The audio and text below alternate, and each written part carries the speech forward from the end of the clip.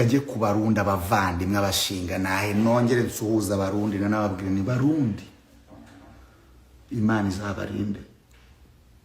izabarinde kwinjirwa no gucengerwa n'abanyarwanda. Turi abantu babi mujye mwibuka ko twikoreye jenoside, turabicanyi none twatuyobowe n'abayicanyi ba mbere mpuzamahanga. Abarundi iyo mbona itangazamakuru ryo mu Rwanda nabayeho nuka itangazamakuru imyaka nyinshi, buri kintu cyose nakoze mujye musubira inyuma muzamenya impamvu rwanda nagenda nkivugaho. Nagiye mvuga itangazamakuru iragapfa iragahwera. Uzi impamvu? Guhera muri jenoside itangazamakuru yavuga ngo reka bakaza bakatwica, ari itangazamakuru ryadushutse. Itangazamakuru ry'u Rwanda kakanya ryafasha Abarundi riba brandinga nk'abantu b'abanzi b'abanyarwanda muri guteranya citizens. Nta kibazo na kimwe Evariste afite. Ikibazo ni Kagame n'ishyaka ryawe. Mumaze gukora imishyikirano mwanze kwemera, mwanze kumva. Si ukumva ko kwemera murumva. Ikibazo cy'Abarundi ntago nyura ku ruhande. Nejo n'undi wese yakivuga. Abarundi bafite ikibazo cy'ubwoba bw'inyeshyamba dutraininga mu gihugu cyacu cy'u Rwanda. Izo nyeshyamba mugiye kuzimbaza ninde? Ni niyo mbare.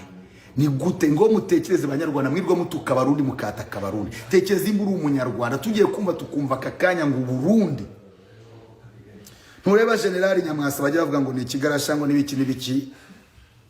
Sindavugana na General Kayumba Nyamwasa. Nifuza kuzavugana ko nifuza kuzavugana n'umunyarwanda wese ufitanye ikibazo na Kigali nkamenya waririzi ubundi kubera iki byabayeho. Nifuza kuzavugana nawe. Ariko je sinamwita mukatira ngo uyu n'umunyabyaha. I don't know. Reka ahubwo mutanga urugero nk'umunyarwanda wese w'impunzi aho ngaho. Reba General Kayumba Nyamwasa. Tugiye kumva tukumva ngo aba mu Burundi. Mbabarira mu mbwire mwabantu mwumvishe ngo Kayumba ba mu Burundi. Kandi ngari no gutegura imitwe nyesha muri y'amashyamba y'u Burundi izanyakibira bigiye y'u Rwanda.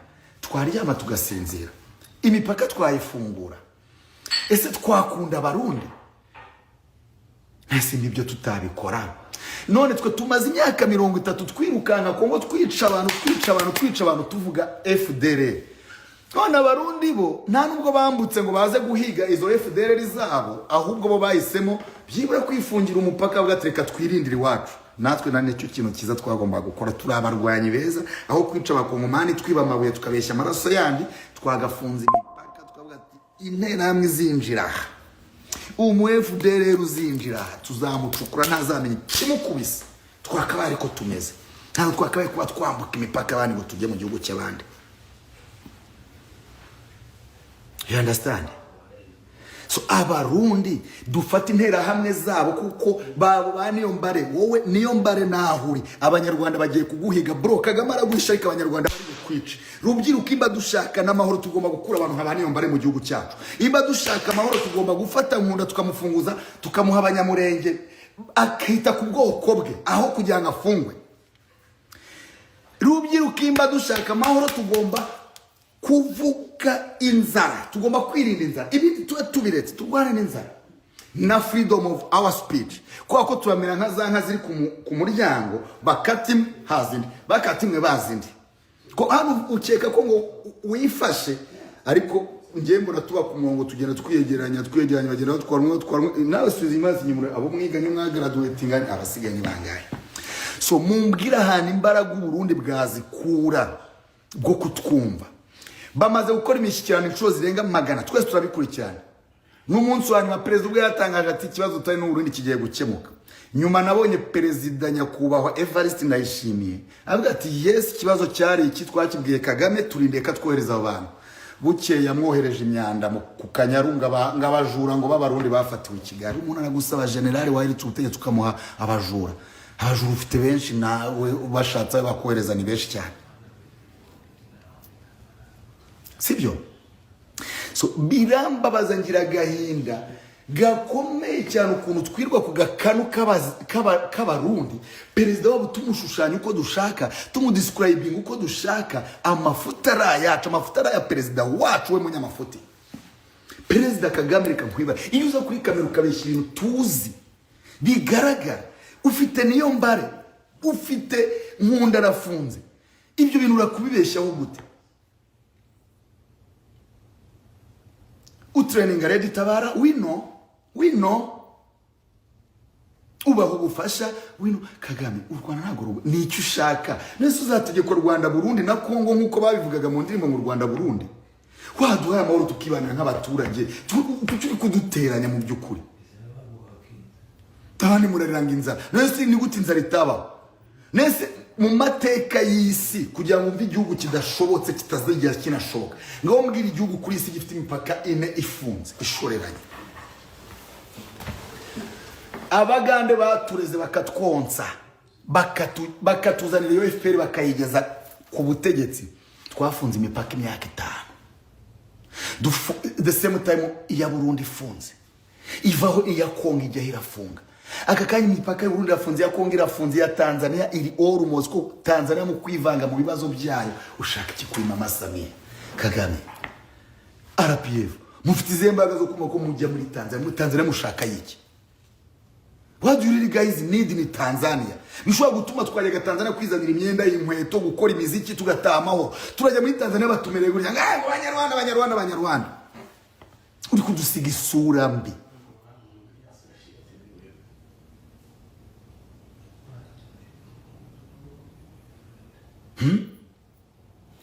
Kuki mutwambika iyo sura mbi? Perezida wanyu yes ndabibona kuvuga ngo uri ku perezida wacu, nese nabandi bavuga ngo Habyarimana wacu. Hareka abantu barahinduka, imba perezida wacu yariko yaraduhindutse. FPR ni yacu twaranayikundaga, ariko umurongo wa politika yarawuhinduye. None yanawuhindura yica abanyamahanga byibura ngo basi ibi binarutana. Basi ni mwica nabo koko pe mugene mu basi mwica ba uko mutwica muhera kuri twe. Ariko iyo umuntu avuga ngo perezida wacu, uziko perezida ari uhagarariye igihugu, reka mbaze chief in command, uzamarira y'abandi izindi mfubyi n'abapfakazi bari mu Rwanda kubera ino ntambara y'imyaka 5, uko ira ntambara yimaze imyaka 30, ariko aho batangiriye again gusubira muri Kongo nejo bundi imyaka 5. Kuba tudaha agaciro umusirikare w'u Rwanda, igihugu cy'u Rwanda, abasirikare aho muri, iyo mubyuka mukajya kwica abantu mu masefu b'Abanyarwanda, ariko ubizi ko nibakurasira akabodarugo umuryango utemewe no kuvuga ko wapfuye, utemewe gushyingurwa mu cyubahiro, ahubwo warangiza ugashyira piste ahangaha n'akanyundo ukaza ukajya guhiga Badira mukamwica umunyarwanda mugenzi wawe muvuga rumwe. Bana muri Kongo, bana mu graduatinga Gishari, mwarangiza mukinjira Kongo mukajya kurwana. Murabizi mwese amarira y'abamama wanyu n'abarumuna banyu kwa ntimushingurwa. Ahubwo nanabaza ubundi kubera iki tudashingura abasirikare ba reka n'ubugome cya twatinya kamahanga amenya ko turi kurwana. Nimba twatinya kamahanga bimenya, ubu yarabimenye, mureka ababyeyi bapfisha abana barira agahinda kabo kabavemo, bapostinga abana babo babuze, bagira ibiki, mureke kwicira abana babo. Imba twarishe miliyoni 7 z'abakongomani ntago bari bafunze amapingu, nabo bararwanaga. Nukuvuga ngo nabo bishe nka miliyoni 3 zacu z'abasirikare bacu, ariko nta n'umushingurwa ngo byemerwa. Ejo bundi Amerika igira gutya gifotoye Graves, imva zose razizanye, tutangira kwemera ko hari abapfa n'ibiki, ariko abo bantu izo mva banyirazo ababyeyi babo nawe batakiye, nta n'impoza amarira nani. Buri musirikare uguye ku rugamba w'u Rwanda, cyane cyane asirikare w'u Rwanda bapfira inyuma y'igihugu, ko mu gihugu nta ntambara dufite, ariko turi mu bantu bapfisha abasirikare benshi. So mu gihe apfira inyuma y'igihugu, iyo ni mission, ni extra job, bagomba guhabwa impoza amarira kandi bakuruka ku rwego rw'igihugu, imirambo yabo ikamanuka tuyireba, n'abarusiya n'abarusiya barakirwa. Kuki tudashingura abasirikare mu buryo bwemewe?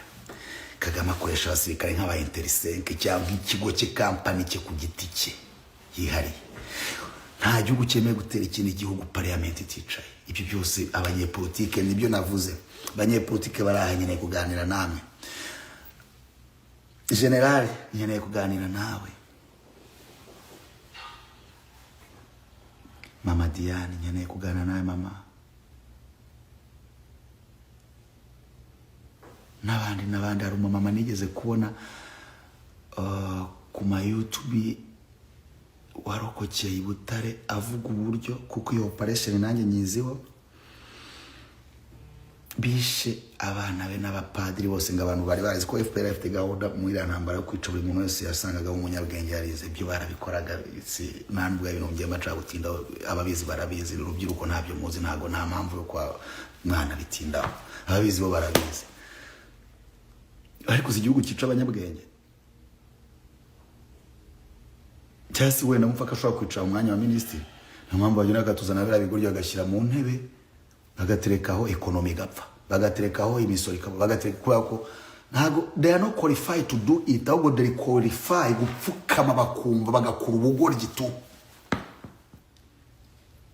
ntago uyoboye ribu cyangwa NSS cyangwa igisirikare abari we musirikare mwiza dufite ahubwo abari we ubasha kuba yakwica abantu b'inzira karengana agasinya ibyo tegeko rikaba nta kindi mu bintu tugenderaho mu gihugu cy'u Rwanda mu myanya yose batanga nuko ushobora kwemera gukora ikintu kitemewe n'amategeko. Hari n'abasirikare benshi bakuru babizize bakivamo, hari n'abanyepolitike benshi babizize babivamo, ibintu nk'ibyo ngibyo. Stop killing Banyamurenge. Ya tell them brother, mubwire FPR stop killing Banyamurenge. Mubwire Abanyarwanda bareke kwica Abanyamurenge, bareke kwica Abanyamasisi, bareke kubasezeranya bitazashoboka. Nonge ndi kugira abana b'Abanyamasisi inama mbabwira muve muri yo ntambara kuko Kagame yamaze kubasheta yaranabashutse hasi mwirengagije ko muri 2010 ya twahaga imbunda Macenga tukaziherezana ntagana kugira ngo barasane none nyine M23 ishiro kuko amahanga yamaze gusinya ke M23 agomba kubaho. Nicyo murindira abantu mu kiringo za Mfizi ngo za Bukavu za baje n'Abanyamasisi muri gufashwa na bene wanyu bari hano muri Amerika afite amafaranga weza bro uri kohereza umuntu amafaranga yo kugira ngo apfe ahubwo musevingire nk'inzu muri Kenya umubwiye ati va muri iryo shamba agenda mwiyegeranye muhanze mutuze kuko ikigiye kubaho bano banagiye gukorerwa genocide no aba basirikare ubwabo bagiye kubarimbagura bose nkuko 2002 byagenda ko M23 c'est fini rama ntago ndota mvuga reality ibintu mbambireba nabwe ngo special force y'Amerika kumanuka iyangora yaramanutse abatanzania bariyo ibyo rero ntabwo ari ikibazo uko natwe turabarwanyi M23 arasha kurwana n'iki buri y'umusirikare mu special force bro ni big bro aho bantu bari kumanukira kuri big yamaze gustampinga yarasinye so uri muri M23 wikwita kubyo nanga kubwira nibivuye kwa Kagame ejo nanga nanga meze ni bubije no mavura nanga agenda n'inkoni cyane kuko already yamaze guhuma reba nyine nibyo navuga ngo turi miramba abantu bose bakorana byafi na FPR bagenda ari miramba uzabare nyine ushobora ngo ni wowe niwe ntanga uzare agenda ku nkoni kugira ngo abatekereza bati ibintu nagezemo haryo ubundi aba b'Abanyarwanda ko bamenyanye no kwicarana n'ibiki nzabigenzane ko amakuru yamaze kuyamenya yamaze kumenya Macenga na ntagana ukuntu barasanye arabizi so abana b'abasirikare bose bari muri M cyo ko bafite registration y'u Rwanda ruzaba rekipera pole ruze rubatsimbe mu bigo nyine byongere bigenda ukundi kuntu ariko abadafite registration bari kwinjira za Rumanga bo bari kwinjirira mu ishyamba bari kwinjirira my friend barabataho barabanyuka abo nibo Banyamurenge babwira nanone ndengera abo nibo Banyamasisi babwira ndengera.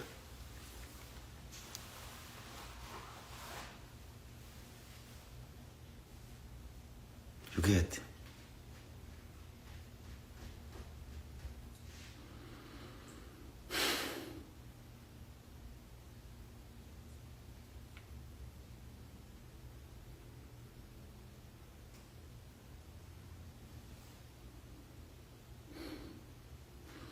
ntabwo nzijya nsaba imbabazi umwicaye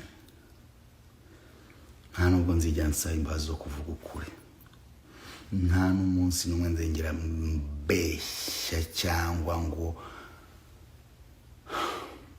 ama youth urubyiruko rushaka impinduka rukeneye freedom democracy freedom of speech rudakeneye kwicwa n'inzara no kwicwa n'abaruyoboye banyepolitike Banyarwanda mushoboye mukora ibyo mukora ngira munota politician ariko nanjye nzahagarara ku munwa wanje mvuga ukuri nzarengera ubwoko bw'Abanyarwanda kugeza mpfuye abanyifuriza gupfa mushobora no gupfa mbere yanjye abumva ko byantera ubwoba none nayo mbayeho mpfuye icyo ndindiriye nyine rongeye ntabwo ndindira urupfu ndarusanga.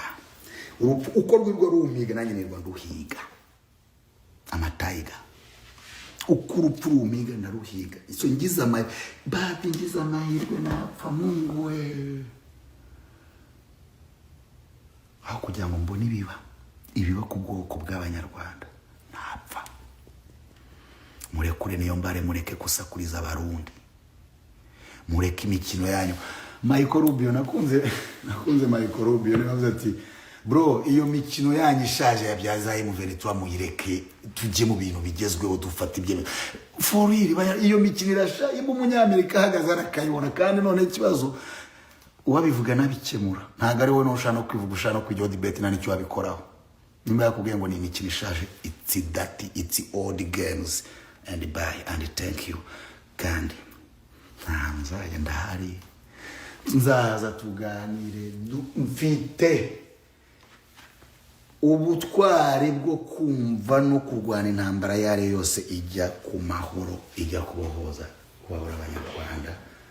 Mpagarariye nshingiye kuri new generation, ntabwo nshaka ko generation yacu iba dati nk'izindi zose. Murakoze, ngewe ndaruhutse kuva nabaho mu bwambe numva nduhutse. Mama nzambabarire, bana nabyaye uzambabarire, ntabwo babwiye ngo muzambaye ibyo nta kibi nakoze. Ndavuga imba mbaye umugabo nkatinyuka kuvuga ikibabaje umwana wese Umunyarwanda, bikaba byarira ingaruka nanjye ubwanjye nisize, icyo muzakimbabarire ko sinzijya nicuza ibyo navuze.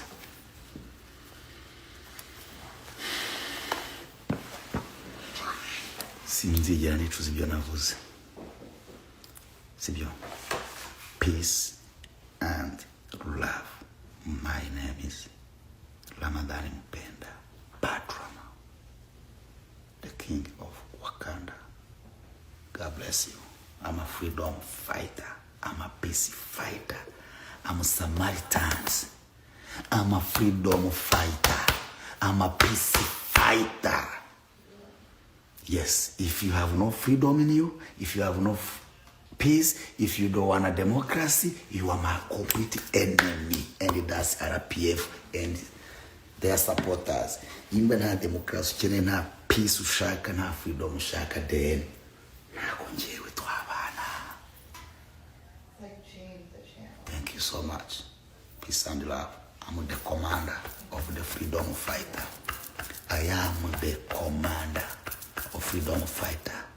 To Rwandan, to Burundian, to Congolese, to Tanzanian, ene barubuzwa mahoro n'idarapo ry'u Rwanda. Ndire gufashanya nawe gushaka yo mahoro. Thank you so much. God bless you. Bye.